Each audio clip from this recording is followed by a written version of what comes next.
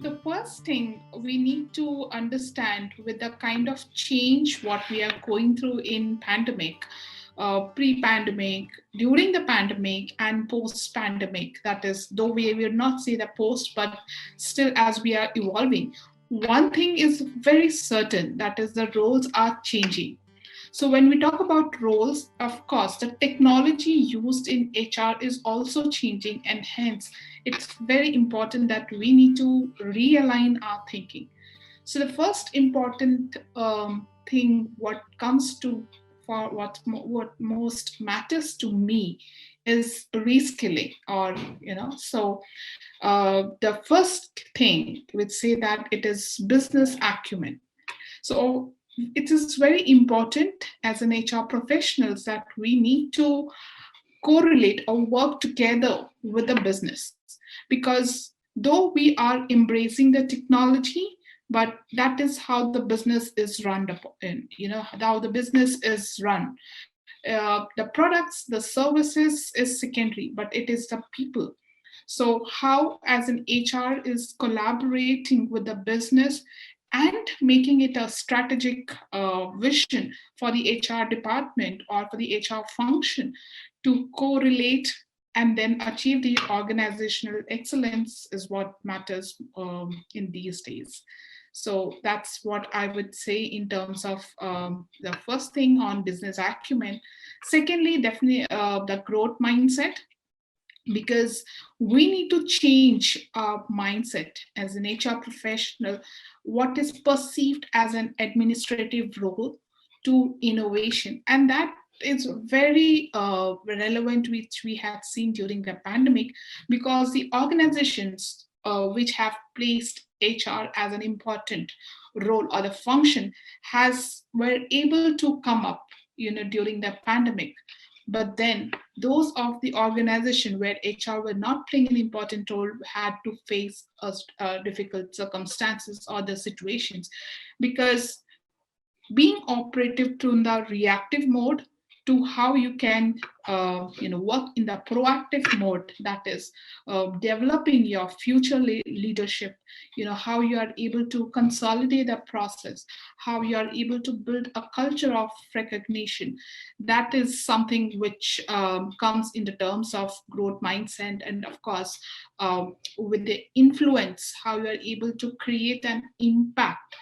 That is one thing which is very predominant during the pandemic time which we come across. Apart from that, I would also say with the pandemic, we all have come to the remote working. So when we say remote working, it had also led to various demographics, right? We are seeing a various kind of demographics into our organization. So as an HR, how are you able to engage the various demographics in your organization? What kind of new role or agenda are you trying to build on, which is trying to focus on the outcomes rather than your traditional approach?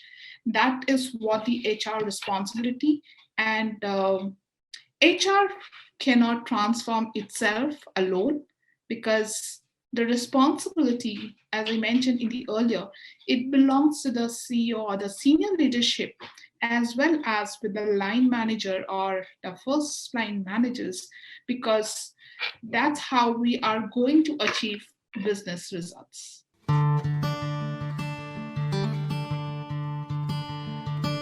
So yes, future of work, which we are going to talking about it.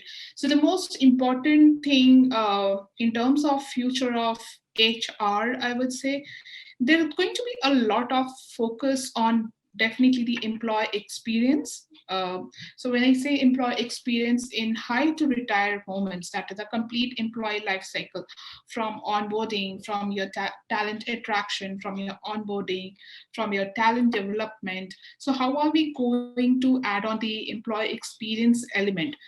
Because nowadays we don't want it to have what I mean, sit through the laptop and go through it. We want it with the ease through the mobile phone or through the apps if we can apply for the jobs. That's how we can make it seamless integration. Secondly, we would not have anyone physical space, there could be hybrid workplace. So how can we make the onboarding, though it is digital, but then how we can make it more, human element, how can we add it? Talent development, the learnings, how are you giving the feasibility to learn from the courses, whether it is from LinkedIn, Coursera, or any other digital platform, or with your own platform, LMS platform in the organization, that flexibility. And of course, the retention, the exit part, so how are you making the feel good factor, because they are going to be your employer brand, that's going to be the brand and the culture they are going to represent, the exit employees. That's one thing about, it's also, to put it across, it's going to be on employer brand culture, it is going to be on the digital analytics, and of course the learning and change, because it's very important that as an HR itself, we need to innovate our own practices, invest in our innovative HR practices, and also upgrade the HR professionals. So as an HR, it's very important how we can upgrade ourselves to the industry latest practices, or to what's happening in your focus in your particular industry. So that's going to play an important role. And of course, becoming a change agent. So examining your current state and asking, whether we have the people competencies. Do we have the people competencies we need to deliver for our organization strategy? Or, and then how we can create a success story to identify those gaps, and incorporating the feedback from the employees, and and then how we can draft a plan, and then be patient, because the deployment might not be the way you have thought about it. So it's very important how we can be prepared for our continuous refinement, because world is changing. So with these things, the future of work. And of course, the last thing which I wanted to mention is focus on cybersecurity. With so many technologies coming in place, you are not in a proper structure, so you are operating from your home. So how are you able to focus on the cybersecurity policies plays an important role.